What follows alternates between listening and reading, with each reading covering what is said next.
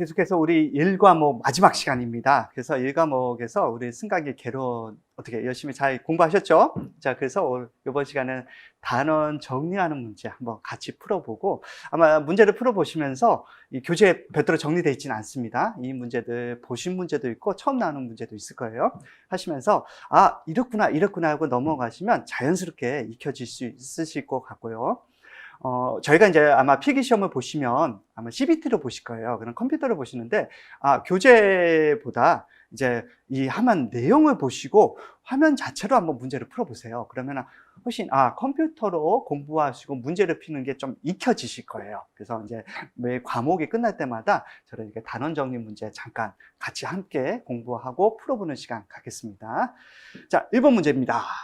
자, 다음 중 고속 엘리베이터의 운행 속도입니다. 고속 엘리베이터의 운행 속도. 우리 고속 엘리베이터 어떻게 했죠? 4단계로 우리 속도를 구분하는데, 제가 4를 기준으로 하라 그랬어요. 4를 기준으로 해서 4에서 1에서 4 보통이에요. 보통. 그쵸? 이 보통 1에서 4면 보통이고, 4가 조금 넘어가면 어떻게 될까요?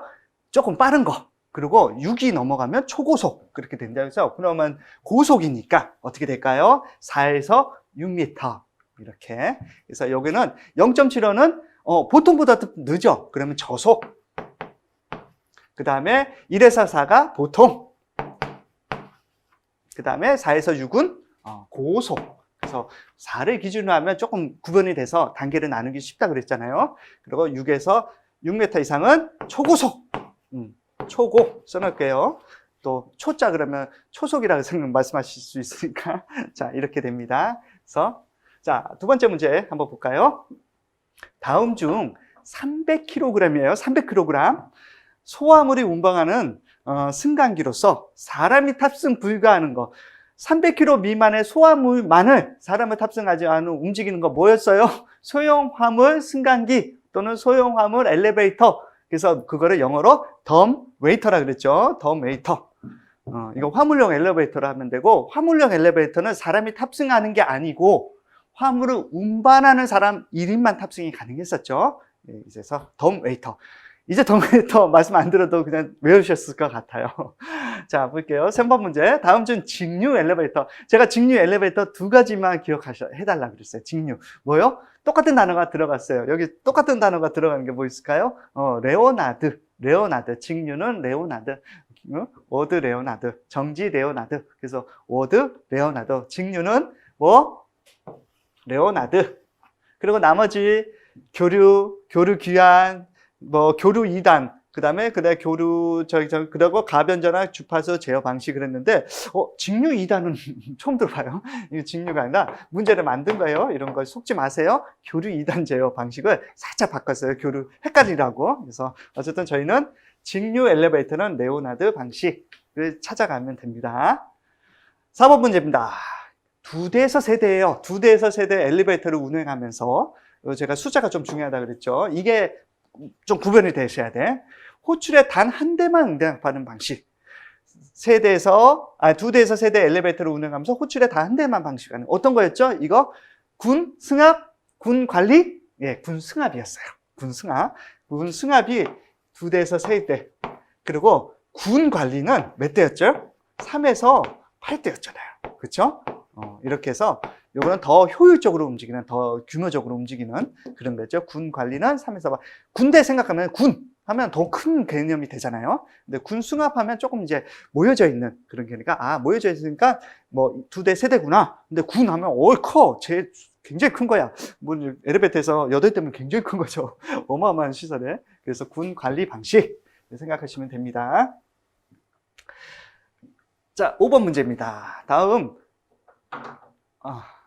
6번 문제입니다. 다음 중 와이어로프의 구성 요건 와이어로프. 우리 저번 시간에 제가 로프를 이렇게 분해까지 해서 풀려서 보여드렸어요. 그리고 그림도 봤지만 어렵지 않으실 것 같아요. 어떤 거예요? 소선은 강철선. 그 다음에 이 강철선이 꼬여서 뭘 만들어요? 스트랜드를 만들었어요. 그 스트랜드들이 우리가 풀어봤을 때 8개 이렇게 딱 나와 있었죠? 8개가 이게 꼬여졌어요. 그래서 그 안에 보면은 우리 줄다리 있지 않은 산마 끈 같은 그 끈 같은 게 섬유 조직의 끈이 들어있었어요. 이게 심강이었죠.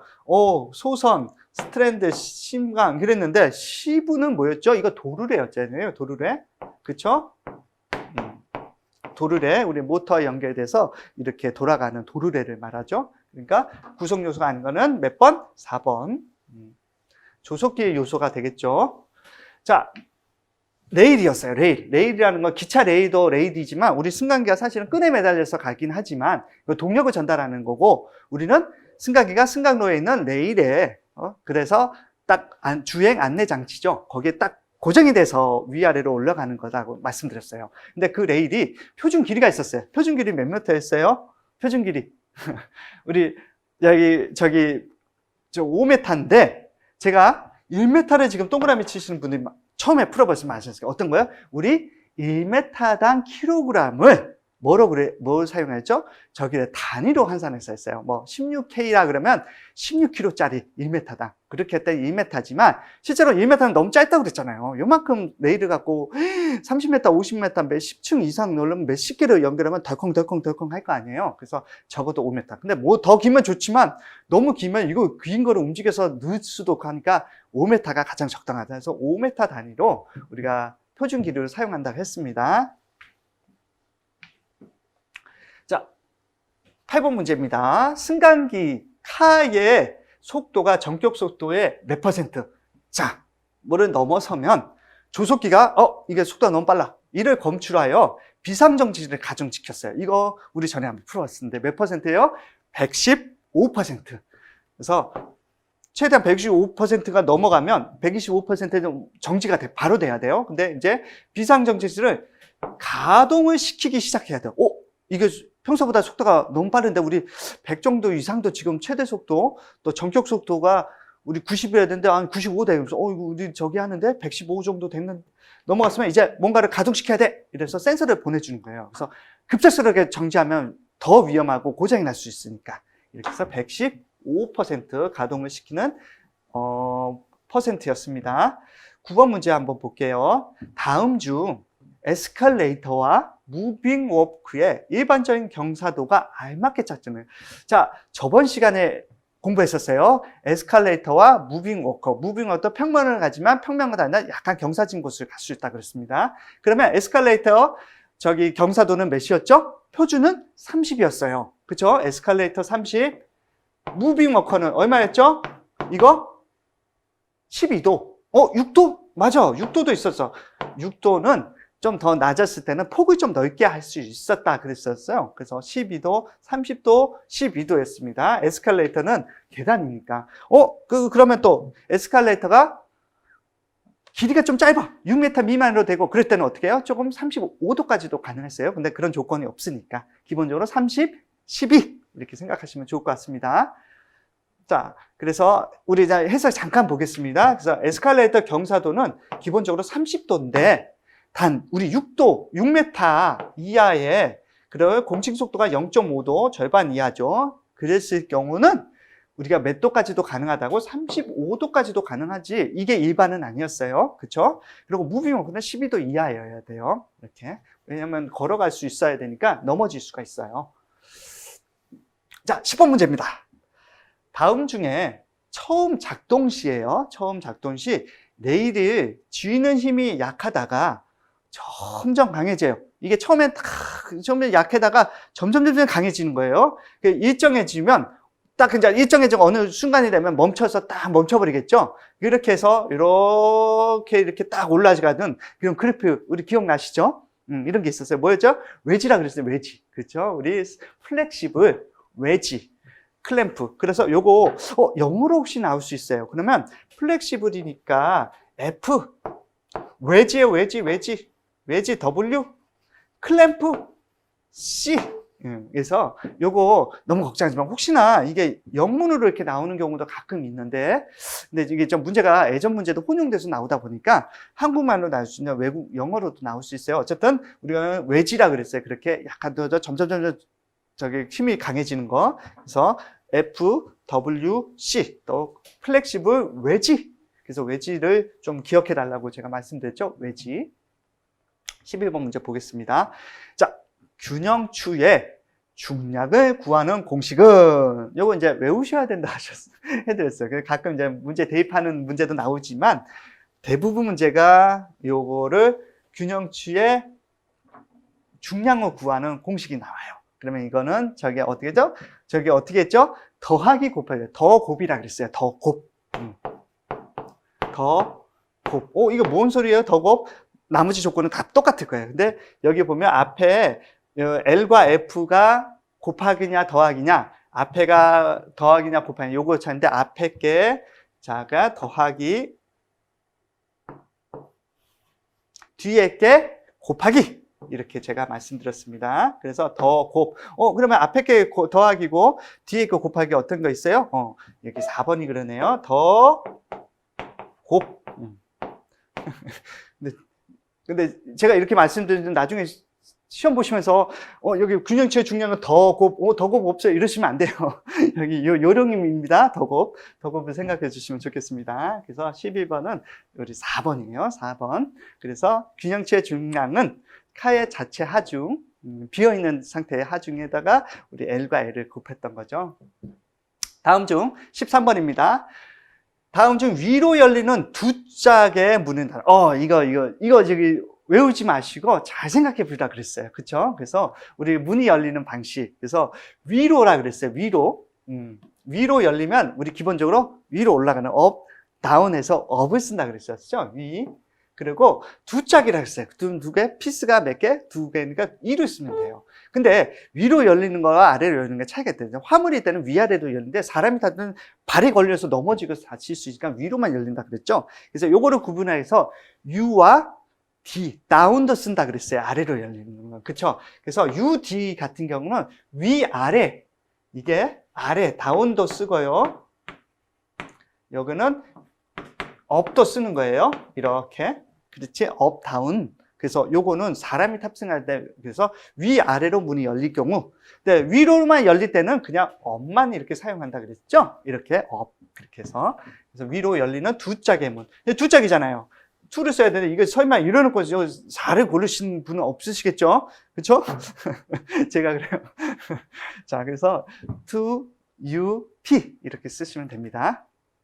자, 14번 문제입니다. 다음 중 승강장의 문과 카 문이 정상 작동할 때, 우리 카 문과 문이었어요. 문과 문이 정상 작동할 때 앞부분과 또 저기 승강장 문 사이의 수평거리였어요. 이거 뭐였죠? 10이었어요. 이게 제일 작은 12cm 정도가 돼야 된다. 한 뼘, 반뼘 정도. 그래서 손 주먹 하나 들어갈 정도. 그래서 문이 정상 작동할 때는 앞부분, 카 문의 앞부분과 승강장 문 앞부분, 이거는 이제 이게 문이 닫히든 열리든 거기 지나가는 공간이거든요.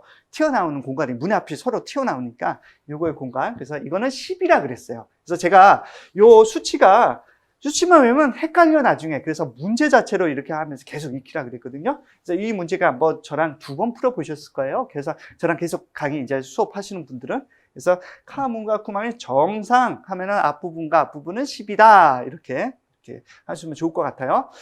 자, 비슷한 문제가 15번이에요. 15번도 수치인데, 이렇게 수치 나오면 계속 문제를 풀면서 외우다 보면 나중에 자연스럽게, 문제 뭐 이거 몇 번, 115%, 뭐 12, 이렇게 딱 나오실 거예요. 승강기 카의 속도가 전격 속도의 몇 퍼센트 넘으면 조수과 이를 검증해서 비상정지 장치를 가동시켜요. 가동시킨다. 그래서 아까 제가 정지하는 게 가동시킬 때는 뭐부터 시작한다고? 조금 한 10% 넘었을 때, 115% 정도 됐을 때, 그쵸? 그래서 115배, 10%가 넘었어요. 그럼 좀 빨라졌네? 그러면서, 이거 위험한데? 이렇게 되는 거죠. 그래서 비상정지 가동해야 되겠네? 이런 뉘앙스로, 물론 이제 기계가 그렇게 말하지는 않겠죠. 이런 뉘앙스로 해서 115%에서부터 가동을 시작합니다. 이렇게 했어요. 자, 16번 문제 보겠습니다. 이거는 내용 읽어보시면 답이 나와 있어. 물론 답이 써져 있지는 않습니다. 한번 저랑 같이 천천히 읽어볼까요?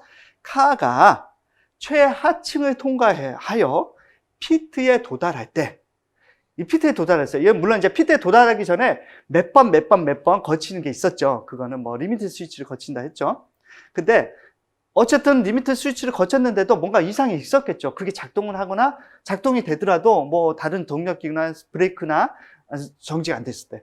그래서 그게 어떤 이유로든 상관없이 이게 피트까지 지금 내려가 버리고 있어요. 그러면 도달할 때, 피트에 도달했어요. 그러면 어떻게 해? 피트는 바닥이잖아요. 바닥이 꽝 부딪히고 사고가 나서 그러면 안 되니까 이 충격을 줄여주기 위해서 뭔가를 달아놨어요. 그게 뭐였죠? 완충기였잖아요. 근데 모든 속도에 적용할 수 있는 게 하나 있었어요. 모든 속도. 어떤 거요?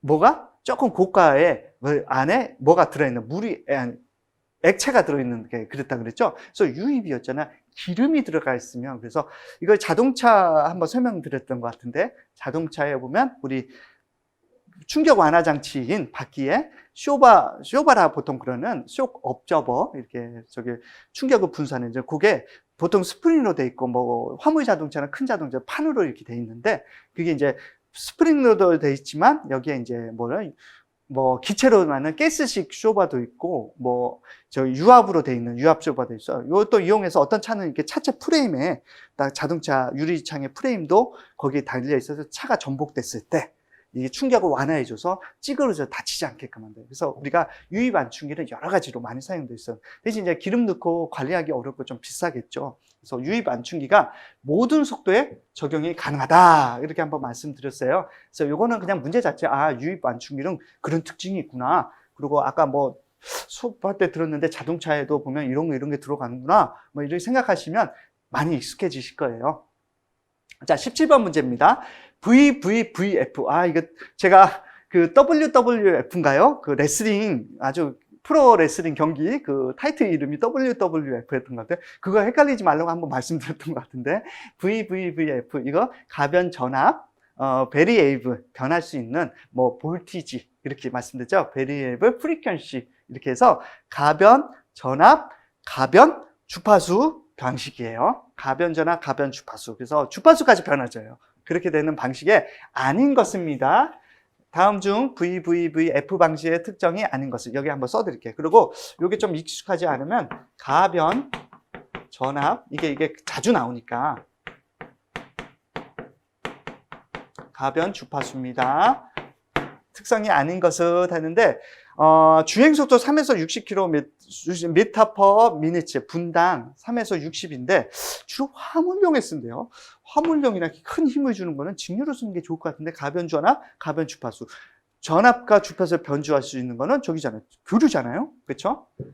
좀 이상한 것 같아요. 어쨌든 다음 거 한번 볼게요. 저속에서 고속까지 범위가, 이 가변 주파수, 가변 전압 어떻게 해요? 변화가, 주파수도 변하지만 전압도 변화시킬 수 있어 큰 힘, 작은 힘 조절할 수 있어서 적용이 가능하다고 그랬죠. 또 승차감도 아주 뭐 이게 정지 뭐 이런 게 아니라 조금씩 줄여가면서 단계적으로 속도도 줄여가니까 천천히 멈출 수 있고 하니까 승차감과 성능 향상, 저속 송김에 굉장히 좋고 또 소비 절감도 할 수 있다 그랬죠. 그리고 컨버터, 인버터를 사용해서 PAM, PWM 방식 등을 사용한다고, 이게 내용에 좀 있었는데, 요거 이제 그래서 보면 화물용에는 주로 고층 건물, 고층 엘리베이터, 초고속 엘리베이터에 주로 사용된다 그랬죠. 저속에서부터 초고속까지 잘 발휘할 수 있으니까. 가변 전압, 가변 주파수의 특징이 아닌 것은, 그러면 정답은 1번이 되겠습니다. 다음 예상 문제 18번 문제입니다. 다음 중 회전하는 회전 부품에서는 최소 몇 메타 이상의 유효 거리가 있어야 되는가? 이거 기계실에 대해서 말씀드렸던데, 그래서 기계실에 보면 로터나 이렇게 우리 도르래 같은 것들, 그 다음에 모터 외에도 기어 기구 같은 거 회전하는 기구가 있어요. 근데 이게 카바가 씌워지지 않는 경우, 그럴 경우는 그 위에 뭐를 하자고요? 그 공간을 조금 뭔가 고쳤을 거나 끼었을 거나, 물론 전원을 차단해야 돼요. 전원을 차단하고 뭐라면 손 하나 들어가서 뭐 고칠 수 있는 공간. 그래서 우리 손 하나가 한 장, 이제 33cm, 저는 좀 커요. 35cm 되는데, 여기서 요 정도, 보통 30cm 정도면 뭐 하나 들어가서 좀 고칠 수 있으니까 다 안 들어가 되니까. 그래서 뭐 한다? 30cm. 근데 여기 30cm가 없네요. 메타니까 30cm는 0.3, 그러니까 0.3m 이렇게 되겠죠. 그래서 그 정도 공간이 필요하다. 그래서 제가 말씀드렸어요. 회전하는 공간 위에는 30cm의 어떤 여유 공간이 필요하다 했습니다. 자, 우리 19번 문제 한번 보겠습니다. 기계실이 승강로 맨 위층에 설치되는 방식, 뭐 일반적인 방식이라 그랬어요. 맨 위에 아파트 제가 말씀드리면서. 그러면 뭐예요? 정상 부형 위로 떠 있는 방식. 그래서 정상 부형 방식. 사이드 머신은 옆에, 베이스먼트는 말 그대로 지하에, 그다음에 기계실이 없는 것도 있다고 말씀드렸습니다. 그래서 정상 부형. 우리 20번 문제 한번 볼까요? 다음 중 높이가 6m 이하이고, 높이가요, 공칭 속도가 0.5m 이하. 이거 많이 들었어요. 6m 이하, 공칭 속도가 벌써 0.5m/s 이하인 경우 엘리베이터의 최대 경사도, 우리 에스컬레이터의 최대 경사도, 에스컬레이터의 경사도는 얼마였죠? 30도인데, 조건이 하나 붙는다 그랬어요. 6m, 조금 짧은 거리에, 그 다음에 공칭 속도가 조금 느려. 절반적으로 천천히 올라가는. 그거는 조금 더 세워서 올릴 수 있다 그랬어요. 그럼 몇 도? 뭐 40도, 50도 그러시면 안 되고 조금만. 그래서 30도보다 좀 큰 35도. 그렇죠? 6m 미만의 공칭 속도가 0.5도 이하로 움직이는 것. 사실은 하나만 그러면 안 돼요. 60도 미만의 공칭 속도도 그렇게 돼야 돼요. 동시에 조건을 만족해야 됩니다. 그땐 35도. 자, 우리 21번 문제입니다. 다음 중에 에스컬레이터의 핸드레일과 발판, 우리 발판, 그러니까 쭉 올라가는 발판 속도의 허용 오차요. 오차에 말씀드렸죠. 이건 너무 쉽다. 그렇죠? 몇 번 말씀드렸어요. 그렇죠? 이거는 0에서 2%라고 말씀드렸어요. 0에서 2%의 마이너스가 아니라 플러스예요. 플러스. 근데 0 앞에는 뭐 마이너스가 붙어도 되고 플러스가 붙어도 되는데 어쨌든 플러스 2%, 0에서 2%. 1번이 되겠습니다. 이제 이거는 이제 굳이 공부 안 하셔도 다 외우셨죠? 이렇게요. 자, 다음 문제 보겠습니다. 22번. 다음 중 에스컬레이터에서 스텝과 스커트 사이의 끼임을 최소화하기 위해 설치하는 장소예요. 스커트라는 건 에스컬레이터가 가면 이렇게 쭉 가다가 맨 최상부에 딱 왔어요. 그러면 요 기계, 발판이 기계 안으로 이제 쏙 들어가서 얘는 다시 이제 들어와서 아래로 내려갔다 다시 올라가겠죠. 계속 연속되니까. 근데 요게 이렇게 되면 그 위에 어제 컵이 설치되어 있을 거여서 컵이 이렇게 딱 뭔가를 들어가는 거를 한번 걸러주고 하는데 그래도 뭔가 들어가서 끼었다. 그러고 요런 거를 방지하고 안 끼게 만들어줘. 물론 거기 끼면은 안전장치가 있죠. 스텝 방지 장치가 있지만. 그래서 이렇게 스텝과 스커트 사이에 끼임, 또 옆에도 보면 우리 스커트 이렇게 올라가다 보면 여기 컵 옆에 또 옆에 보면 오늘 한번 잘 관심을 보세요. 그러면 승강장 그 주변에 보면 브러쉬 같이 소유들이 이렇게 옆에 나 있어요. 그래서 스커트, 여성분들 치마 이렇게 길면 그런 것들 바람에 날리면서 펄렁펄렁 하면서 거기에 딱 끼고 빨래 들어가면 안 되니까. 그래서 스커트를 하고 그걸 걸려내게, 못 가게 미리 이제 이런 것들을 하죠. 그러면 거기에 걸려져서 그게 걸려지지 않게끔. 그래서 스커트 디플레터라고 말씀드렸어요. 그래서 또 이게 형태가 브러쉬의 형태예요. 이렇게 소이같이. 그래서 스커트 브러쉬, 그래서 안전 브러쉬 또는 스커트 브러쉬라 그러고요. 스커트 방지 장치 이렇게 되기도 하고요. 이렇게 됩니다. 정식 명칭은 스커트 디플렉터인데 또 이걸 안전 브러쉬라고 합니다. 오늘 에스컬레이터를 아마 전철에서 하다 보시면 여기 최상층이나 최하층 이렇게 보시면 승강장이나 승강장 이렇게 근처에 보시면 이렇게 설치되어 있는 거 꼭 봐주세요. 자, 23번 문제입니다. 무빙 워크요. 안전장치 중에서 핸드레일 아래로 손이나 이물질이 들어가는 것을 방지하기 위한 장치. 이거 저기서도 에스컬레이터도 똑같다고 제가 말씀드렸었는데, 그렇죠? 이거는 인네트, 뭔가 안으로 들어간다. 그래서 이제 인네트 스위치가 딱 작동해서 이거 어떻게 돼요? 기계를 안에 진짜 들어가 버리면 멈춰버린다 했죠? 인네트 스위치 이렇게 돼 있습니다. 인네트 스위치가 해서 특히 이제 애들이 막 이거 갖고 놀고 쭉 신기하다 하다 보면 쑥 들어갈 수 있거든요. 큰일 나니까 돼 있습니다. 자, 우리 24번 보겠습니다. 다음 중 무빙 워크의 허용 경사도. 이건 너무 쉽다. 지금 이거 이제 제가 말씀 안 드려도 다 아시겠죠? 몇 번이요? 예, 맞습니다. 3번. 우리 6도 이하입니다. 이상 아니라 이하. 6도예요, 6도. 무빙 6 하시면 좋을 것 같아요. 이하. 그 아래로 더 내려가야지 안전하겠죠. 우리 25번 문제입니다. 다음 중 주차 구획의 운반기가 수직으로 회전하면서 자동차를 입출고시키는 승강기. 갑자기 이제 나오다 보면 이제 저기 좀 헷갈리거나, 이게 무슨 내용이 할 수 있어요? 근데 한번 생각해 보시고, 지금 우리 보시는, CBT 시험에 보시면은 이게 과목 구분이 없어졌어요. 그러니까, 뭐 전기 분야나 저기 뒷부분의 마지막 과목 기계 분야의 내용들이 맨 처음에도 나올 수 있어요. 그리고 그거 나오다가 갑자기 안전관리 파트가 나오고 막 이러면 막 이렇게 순서 없이 섞어서 나오다 보면, 이게 뭐야? 가끔 그럴 때가 있거든요. 또 특히나 이제 컴퓨터로만 화면을 보면서 문제 풀다 보면 놀라시는데 그러지 마시고 한번 보시면 주차가 한번 잠깐 한숨 쉬고 이게 뭐지? 한번 생각해 보시고 여유를 가지고 풀어보세요. 그래서 많이 풀어보시기에 익숙해지시는 게 좋으신 것 같아. 특히 이제 우리 막 쭉 에스컬레이터 얘기하다가 갑자기 운반기 얘기하면 운반기가 뭐지? 이렇게 되는데 우리 운반기 언제 나왔었어요? 차량용 주차기, 또 차량용 엘리베이터, 차량용 승강기에 나오고 있는 내용이었잖아요. 수직으로 회전한다 그랬어요. 수직으로 막 회전. 옆으로 이렇게 회전하는 왕복이 아니라 수직으로 위아래로 올라가요. 마치 제가 놀이공원에 가면 우리 타면 딱딱딱 한 면씩 타면 쭈쭈쭈 올라가서 뚜뚜 올라가고 하는 우리 수직으로 회전하는데 저기요? 수직 순환. 그래서 내용은 수직 순환 또는 회전. 수직 순환식이구나. 또 이제 물론 이제 여기는 그게 1번이지만 또 시험을 막상 보면 이게 좀 바뀔 수가 있어요. 이게 4번 들어가고 생각 안 나는데 잘 생각해요. 뜻을 잘 생각해 보셔서 하시면 될 것 같아요. 그래서 우리 25번 문제는 수직 순환식 주차 장치였습니다. 자, 어떠세요? 저희 같이 연습 문제 또 단원 예상 문제 같이 풀어보니까 좀 자신감이 생기신 것 같아요. 그러니까 여러 번 풀어보시고요. 제가 교재에 있는 문제를 다 풀어보지 못했는데 여러분들 시간 되실 때마다 많이 풀어보시고 계속 풀어보시고 또 풀어보시고 또 풀어보시고 하시면은 자신감이 생기실 거고 이렇게 두려움이 많이 없어지실 거예요. 걱정하지 마시고 우리 다음 시간에 조금 쉬셨다가 우리 이 과목 같이 한번 재밌게 더 진행해 볼까요? 고맙습니다.